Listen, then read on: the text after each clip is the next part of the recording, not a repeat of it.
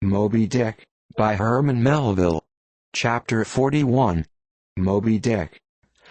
I, Ishmael, was one of that crew. My shouts had gone up with the rest, my oath had been welded with theirs. And stronger I shouted, and more did I hammer and clinch my oath, because of the dread in my soul. A wild, mystical, sympathetical feeling was in me. Ahab's quenchless feud seemed mine. With greedy ears I learned the history of that murderous monster against whom I and all the others had taken our oaths of violence and revenge. For some time past, though at intervals only, the unaccompanied, secluded white whale had haunted those uncivilized seas mostly frequented by the sperm whale fishermen. But not all of them knew of his existence. Only a few of them, comparatively, had knowingly seen him, while the number who as yet had actually and knowingly given battle to him, was small indeed.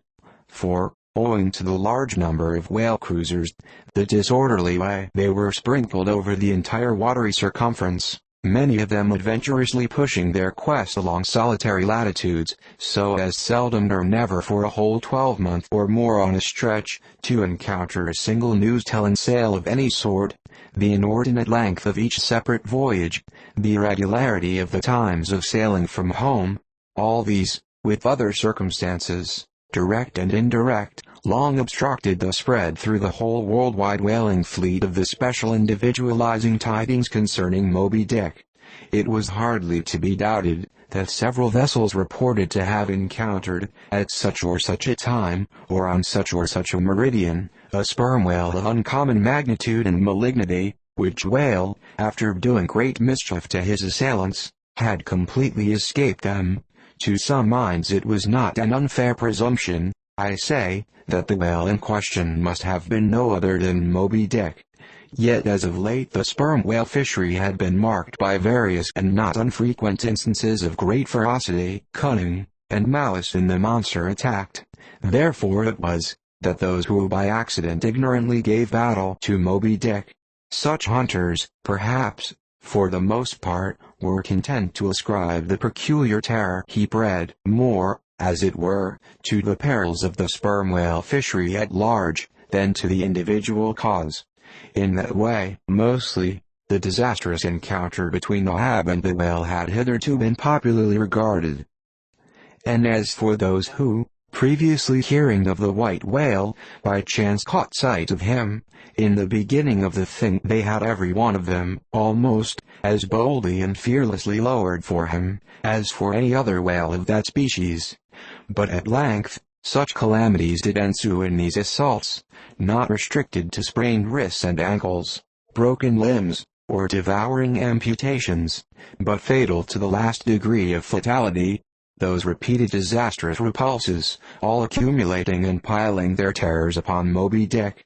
Those things had gone far to shake the fortitude of many brave hunters, to whom the story of the white whale had eventually come.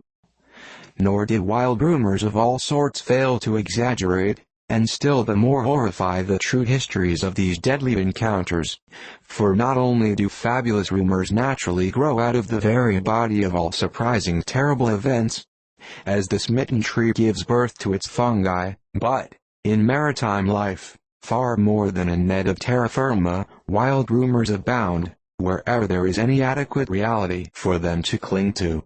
And as the sea surpasses the land in this matter, so the whale fishery surpasses every other sort of maritime life, in the wonderfulness and fearfulness of the rumors which sometimes circulate there. For not only are whalemen as a body unexempt from that ignorance and superstitiousness hereditary to all sailors, but of all sailors, they are by all odds the most directly brought into contact with whatever is appallingly astonishing in the sea. Face to face they not only eye its greatest marvels, but, hand to jaw, give battle to them. Alone, in such remotest waters, that though you sailed 1,000 miles, and passed 1,000 shores, you would not come to any chiseled hearthstone, or aught hospitable beneath that part of the sun, in such latitudes and longitudes. Pursuing to such a calling as he does, the whaleman is wrapped by influences all tending to make his fancy pregnant with many a mighty birth.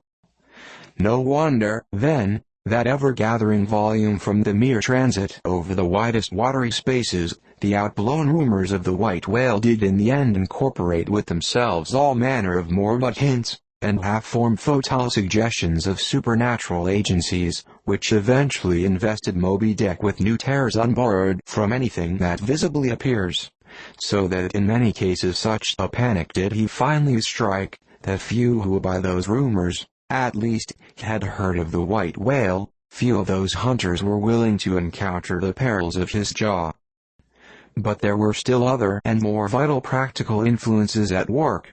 Not even at the present day has the original prestige of the sperm whale, as fearfully distinguished from all other species of the leviathan, died out of the minds of the whalemen as a body. There are those this day among them who, though intelligent and courageous enough in offering battle to the Greenland or right whale, would perhaps, either from professional inexperience, or incompetency, or timidity, decline a contest with the sperm whale. At any rate, there are plenty of whalemen, especially among those whaling nations not sailing under the American flag, who have never hostilely encountered the sperm whale, but whose sole knowledge of the Leviathan is restricted to the ignoble monster primitively pursued in the north. Seated on their hatches, these men will hearken with a childish fireside interest and awe, to the wild, strange tales of southern whaling.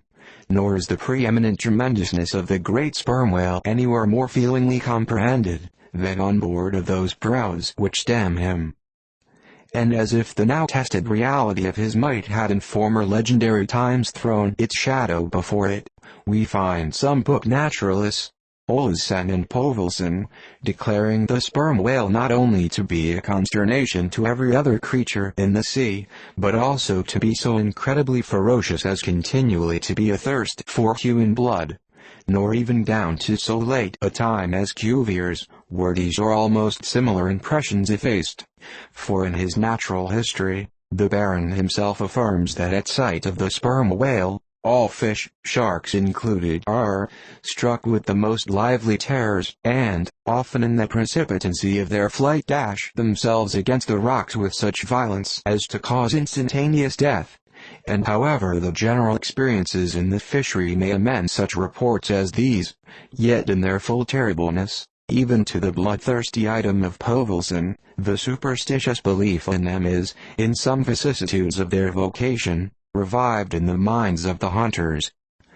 So that overawed by the rumors and portents concerning them, not a few of the fishermen recalled, in reference to Moby-Dick, the earlier days of the sperm whale fishery, when it was oftentimes hard to induce long-practiced right whalemen to embark in the perils of this new and daring warfare, such men protesting that although other leviathans might be hopefully pursued, yet to chase and point lance at such an apparition as the sperm whale was not for mortal man, that to attempt it, would be inevitably to be torn into a quick eternity. On this head, there are some remarkable documents that may be consulted. Nevertheless, some there were, who even in the face of these things were ready to give chase to Moby-Dick, and a still greater number who, chancing only to hear of him distantly and vaguely, without the specific details of any certain calamity, and without superstitious accompaniments, were sufficiently hardy not to flee from the battle if offered. One of the wild suggestions referred to, as at last coming to be linked with the white whale in the minds of the superstitiously inclined, was the unearthly conceit that Moby-Dick was ubiquitous, that he had actually been encountered in opposite latitudes at one and the same instant of time. Nor, credulous as such minds must have been, was this conceit altogether without some faint show of superstitious probability. For as the secrets of the currents in the seas have never yet been divulged, even to the most erudite research, so the hidden ways of the sperm whale when beneath the surface remain, in great part, unaccountable to his pursuers, and from time to time have originated the most curious and contradictory speculations regarding them, especially concerning the mystic modes whereby, after sounding to a great depth, he transports himself with such vast swiftness to the most widely distant points. It is a thing well known to both American and English whale ships, and as well a thing placed upon authoritative record years ago by Scaresby,